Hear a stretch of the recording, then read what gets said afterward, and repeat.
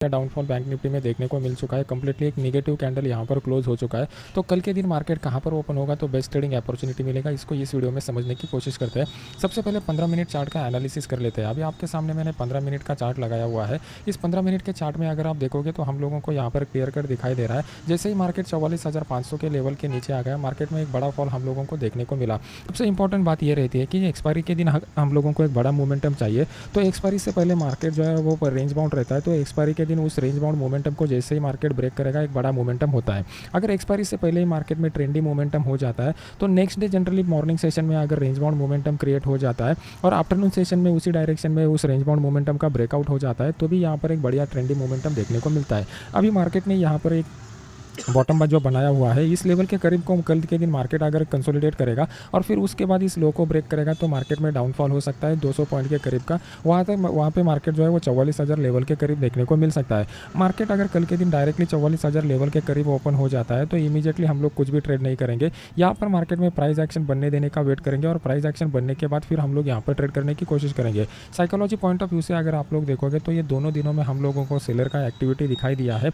यह हमें इंडिकेट करता है कि कहीं ना कहीं मार्केट में एक नेगेटिव सेंटीमेंट डेवलप हो चुका है। अभी ये मार्केट का नेगेटिव सेंटीमेंट जो है वो at the end of the previous 10-15 दिन के मोमेंटम के टॉप के करीब हो चुका है। तो टॉप के करीब जब भी एक बड़ा कैंडल बन जाता है तो वहाँ उसके बाद जो ट्रेंड स्टार्ट होता है वो थोड़ा स्ट्रॉन्गर टाइम के लिए कंटिन्यू रहता है। ये जो साइकोलॉजिकल पॉइंट है ये आपको एकदम सिंपल पॉइंट लग रहे हैं, लेकिन जब तक आप इस पॉइंट को समझोगे नहीं और आपके ट्रेडिंग में इसको इंप्लीमेंट नहीं करोगे तब तक आप एक प्रोफेशनल ट्रेडर नहीं बन सकते। मान लो कि एक अच्छा खासा अप ट्रेंड बना हुआ है और अप ट्रेंड के बाद वही हल्का सा ग्रीन कैंडल की जगह पे रेड कैंडल बन गया तो उसके बाद जनरली जो मोमेंटम आता है वो एक रिट्रेसमेंट वाला मोमेंटम रहता है और फिर मार्केट रिट्रेस होकर दोबारा जो है वो अपसाइड के मोमेंटम को कंटिन्यू करता है। लेकिन मान लो कि एक अपसाइड का अच्छा खासा मोमेंटम हुआ है और इस अपसाइड मोमेंटम के बाद मार्केट में एक बड़ा रेड कैंडल बना हुआ है तो ये हमें इंडिकेट करता है कि यहाँ पर बड़े प्लेयर ने ऑलरेडी पोजीशन बनाकर रखा हुआ है। तो आने वाले दिनों में ये मार्केट को नीचे लेके जाने की हाई प्रोबेबिलिटी रहती है। बस इस छोटे छोटे पॉइंट को आपको समझना पड़ेगा और इसको ट्रेडिंग में इंप्लीमेंट करना पड़ेगा। कल के दिन बैंक निफ्टी में इमीडिएटली कोई भी ट्रेड नहीं करना है, पहले थोड़ा वेट एंड वॉच की मोड में रहना है। अगर मॉर्निंग में फ्लैट खुलने के बाद इमीडिएट इस लेवल को मतलब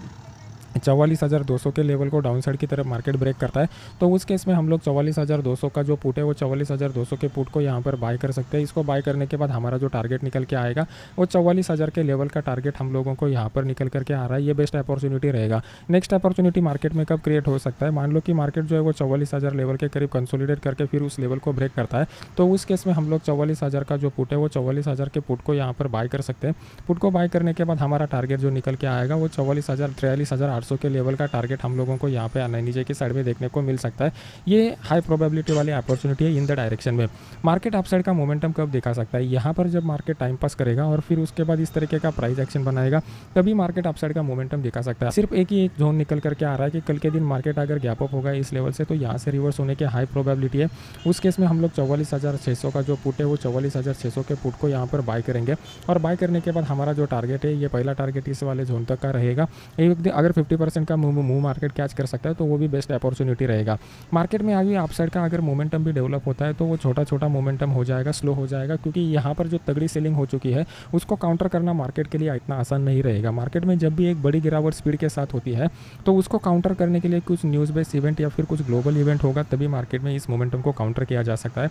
अदरवाइज कल के दिन हम लोगों के लिए सेल ऑन द राइज का जो ट्रेडिंग स्ट्रैटेजी रहेगा वो बेस्ट वाला ट्रेडिंग स्ट्रैटेजी रहेगा। अभी देख लेते हैं कि निफ्टी का मोमेंटम किस तरीके से हो रहा है और कहाँ पे बेस्ट अपॉर्चुनिटी हमें मिलेगा। आज के दिन जो था वो मार्केट बड़े गैप अप के साथ ओपन हो गया, लेकिन ऊपर की साइड में मार्केट सस्टेन नहीं हो पाया और फिर मार्केट ने डाउन साइड का मोमेंटम दिखा दिया। अभी डाउन साइड के मोमेंटम में अगर आप देखोगे तो मैं आपको 5 मिनट चार्ट के ऊपर एक्सप्लेन करके बताता हूँ तो आपको बहुत सारे पॉइंट यहाँ पर क्लियर हो जाएंगे। 2:30 बजे तक तो ये था कि मार्केट का जो है टाइम एनालिसिस बता रहा था कि यहाँ पे अपसाइड का स्लो वाला मोमेंटम हो सकता है, लेकिन यहाँ पे अच्छा खासा अपॉर्चुनिटी नहीं मिला। इस लेवल को जैसे मार्केट ने ब्रेक कर दिया यहाँ पे वन साइडेड मोमेंटम देखने को मिला। अभी पहले हम लोग क्या करेंगे, डेली चार्ट के ऊपर जाएंगे। डेली चार्ट में मार्केट के साइकोलॉजी को समझने की कोशिश करेंगे और फिर इंट्राडे में उस मोमेंटम को कैसे कैच किया जा सकता है इसके बारे में सोचेंगे।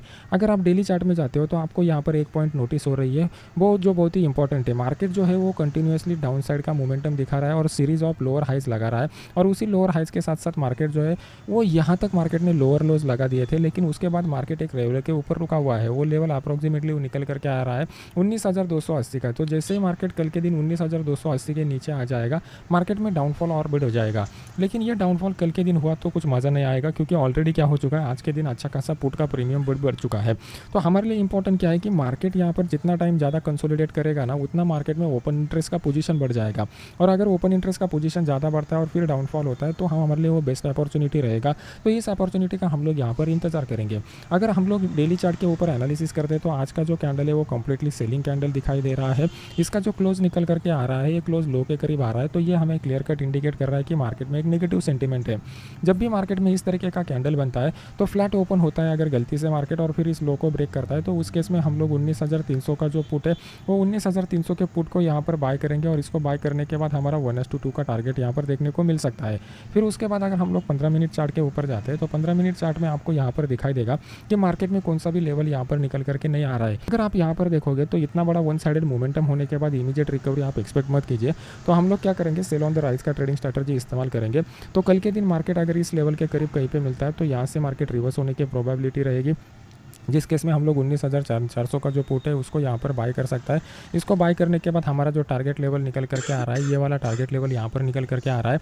और फिर मार्केट जो है वो मार्केट में डाउन साइड का अगर मोमेंटम कंटिन्यू रहना है तो एक फ्लैट ओपनिंग के बाद हम लोग जो डेली चार्ट के ऊपर एक्सप्लेन किया उस तरीके का मोमेंटम एक्सपेक्ट कर सकते हैं। मार्केट अगर गैप डाउन के साथ खुलता है तो पहले प्राइस एक्शन, फिर ओपन इंटरेस्ट का डेटा देखेंगे,